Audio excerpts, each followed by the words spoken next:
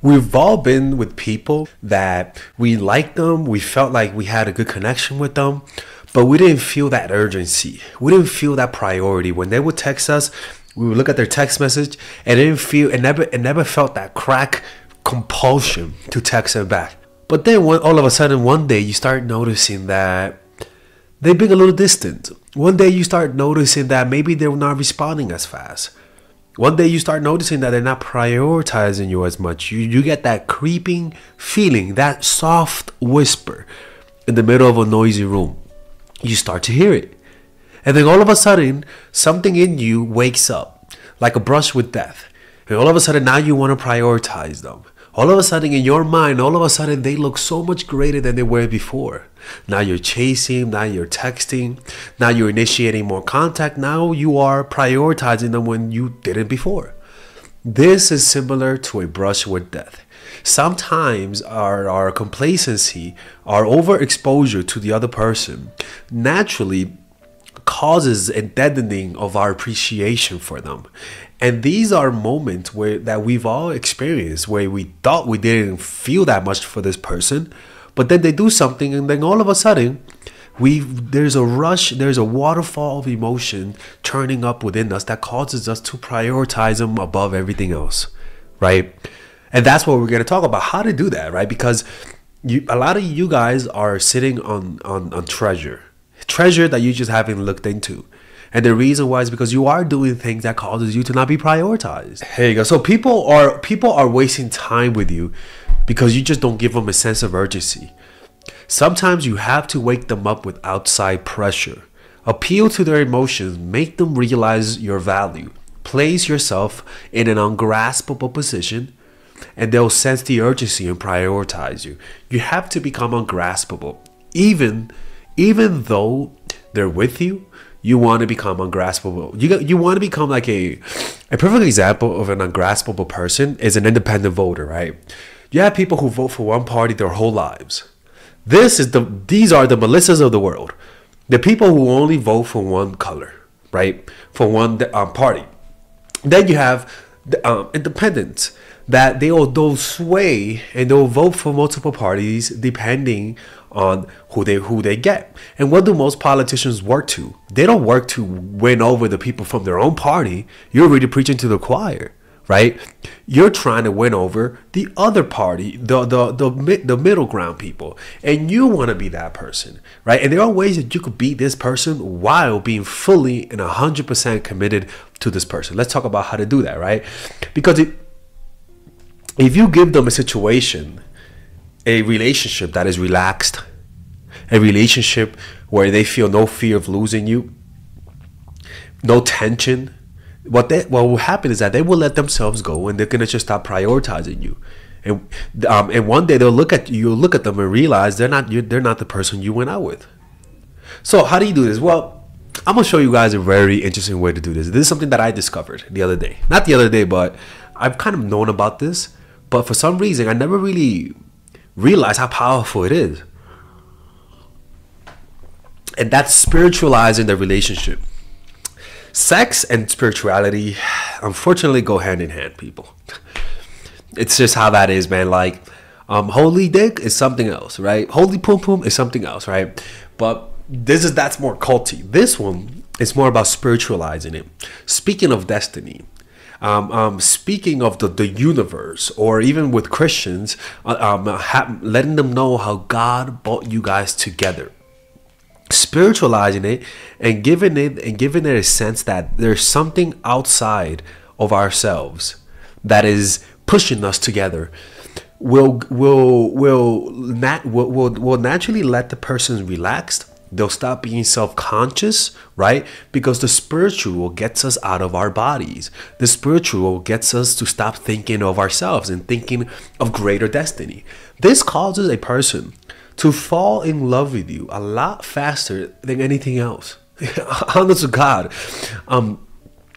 It's like if you date, for example, an example of that. Imagine you date someone. Let's just give you an example, and you're convinced that you knew them in the past life, for example, right? Or you're convinced that God brought you guys together, right? If you actually love this person, the belief that an outside spiritual force brought you guys together will bind you deeper with this person than the thought that you guys met by pure chance. Motherfuckers, if you met by chance, say God brought you guys together. Okay, this is the evilest thing, people. Or even saying how the universe, right? Or even spiritualizing the physical, right? Not just having sex for the sake of it. You're having tantric sex, right? Not just cuddling for the sake of it, right? You spiritualize every point of the relationship. And when you mix the physical with this, people, I don't know what to say, man. Like, I don't, you, and the funny thing is, you guys can do this with anything, right? And women is women are the most vulnerable to this, to be honest with you. What I've learned, using the what's Aquarius thing, the fucking star shit, astrology, speaking of destiny, talking about how your energies are aligned. Like, man, I just hate the fact that people really, people really believe in this type of stuff, man. I remember one time, this one girl said like, oh my God, we're both Virgos. We're meant to be together. We're a perfect match. And I'm not gonna lie, the day before I did shrooms and I had it, and I felt like the universe was gonna bring me someone, right? I'm looking at this girl, I'm like, okay, I felt that too. This is years ago. I was like, okay. And when I broke up with her, because she gave me the psycho eyes, I remember her just saying, but what about the universe? I believe it's so true. This girl it took her months. Honestly, she was the longest person that took her the longest to get over me. I'm not a hard to get over people, by the way. It's not hard to get over Father Alex, trust me. If you know me, you were like, okay, it's not that hard. But just because you thought it was this like universal linking up, God forbid if we had the same birthdays, I mean, that would have been it, you know?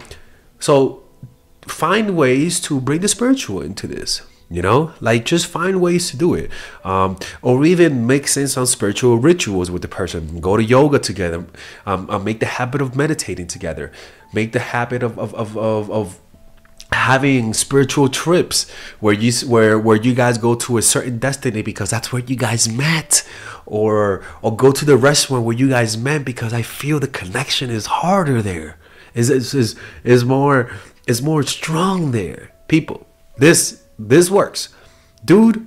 Even if you're a dude, if somebody does this on you, this works. Let me see. I'm trying to think of one that was similar that actually happened. Oh yeah, with this one girl where I really felt a spiritual connection. People, it wasn't even a lie. Like I was like, yeah, I feel a spiritual connection with you, you know. And I remember I fell for her. I really did, and she fell for me. Like. And we both really believed we had a similar spiritual energy.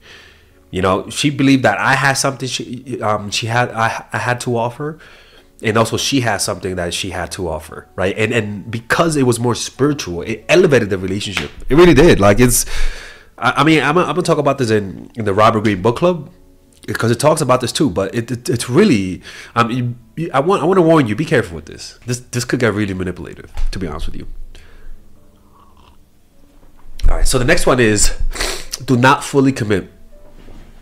Do not fully commit, right? And that means never let them know that you are at 100% loving them, right? It doesn't have to be in the beginning, at least. This is why I recommend having friends of the opposite sex. Like me, I have female friends, right? And I have female friends where I will never have sex with them ever, right? And even though I find them attractive, I have those types of relationships. But the reason why you want to go the friend route, first of all, if you're a guy watching this, right, trying to get the pum pum quickly is so obvious. And I learned in life that always take the path of least expectation, because it comes with the resistance. It's always best to start off as friends. Always best to start off as friends. And the reason why that is because there's a certain tension. There's a certain sexual tension behind every male to female friendship. Behind any friendship that you guys are attracted to each other, there's always tension. And you want to be able, if you control your emotion, you're gonna be able to tell when somebody likes you, because their intensity goes up over time. The way they look at you changes. They'll want to see you more often. They'll want to see you more alone. They're gonna be more physical. These are things that happens if you just stay friends with someone and you don't fully commit to them. And this is why I believe that the friend route to seduce someone is more cynical, and it hurts the most, and it's the most pleasurable, right? Now, I tell this, if for me, I always believe that if you're a guy, for this to work, one, you have to be attractive. Two, you have to offer something, right? And you have to have a masculine frame. If I try to friend zone someone who's a girl, and I'm a sort of a goofball, and I'm never serious, this is not gonna work. It has to be a it's almost like you're acting like you're flirting with them, but you're not at the same time, right? And what happens is that the person is never really gonna know what's a date or not. It's gonna be really murky and confusing. Even when you ask them, let's go get dinner together, they're gonna say, is this a real dinner or is this a friendly dinner? And when you're on the date with them, you give them looks here and there where it looks suggestive, and then another time you give them a look that looks friendly. You send mixed signals. You touch them in the arm, which feels intimate, and then you give them complete physical distance, and you go on the opposite direction. These things confuse people, and I've done this by mistake because I have female friends, and I tend to give them creepy looks sometimes. They'll tell me, not in a bad way, but but sometimes those looks look like I'm flirting. In reality, I'm not. But that's all in their heads, because they don't understand what's going on. And the uncertainty, the lack of commitment for you, where you're really friendly, you're consistent, but at the same time, they don't know whether or not you're romantically interested in them. This will create the tension where they're going to be on the aggressive and start to prioritize you. Other ways that you could do this is to just make sure you never give somebody the impression that you're never going to leave. And the reason why I say this is because a lot of you motherfuckers out there go out of your way to let people know that you're never going to leave. So don't do that shit and tell people you watch my channel. The next one, mix harshness with kindness. This is where, I always tell you guys, out of all the people that I've worked with, the one that applied this the most is the one that I respected the most, and that's my ex-boss, Georgina, right? This lady, I'm even gonna call her bitch, because she might come out of nowhere, but this lady gave me Judge Judy vibe, right? This was her personality. She was a type of woman that that she was a strict mom. You get what I'm saying? Like, she was just like, Alexis, did you do it right? And when you pissed her off, she would like, and then hold in her anger, right? She would roll her eyes, and I pissed her off a lot, man. I remember one time, I forgot, we were at a client's house, and I forgot the papers. Some important paper, man. And she was like, Alexis, she was looking up, she was like, she lowered her, she had glasses, but she would lower them. She was like, Alexis, she reminded me of Miranda Priestley from Devil Wears Prada, but nicer. She was like, Alexis, did you bring the paperwork? And I'm like, oh, fuck. And I'm like, no, Georgina. And she was like, and then she went from anger, and then she looked at the client. She was like, we'll be back. We're going to go get it. She looked at me and looked away, and we walked. We got in her car, didn't say shit. She didn't say anything. I went in, got the paperwork. We went back out, not a word. And I'm like, yo, I'm about to get fired here, man. This is a bullshit. And so the thing about her is that her harshness was never really verbal, right? It was more non-verbal. Her anger, her disappointment was really in rolling of the eyes, looking away, not talking, right? But also her general demeanor was a very serious, confident, like all about work type of person. But then, like I always said, there were moments when in those like within the 1 hour period when we were all having meetings, you saw the ranges, you saw the anger, because eventually I was going to say something that pissed her off, but then you saw the fascination, because sometimes when we were doing case studies and we were giving advice to our coworkers about their cases, I would say, if I would think, I would say some brilliant shit. I'm not even gonna lie. I would say some shit, and she was like, "Good point, Alexis. Good point." And when she got happy, she wouldn't smile, but she was like, "Good point," and I would be happy. But then sometimes somebody would make a joke, and you would see her rare smile. She would smile like 3 or 4 times a shift, right? But when you saw that smile, it was like finally, it was like there's such a drought because of her serious demeanor, that the few times you saw her smile, it's like having a sip of water when you haven't had water in 10 days, right? Like that little sip will release more emotion than anything else.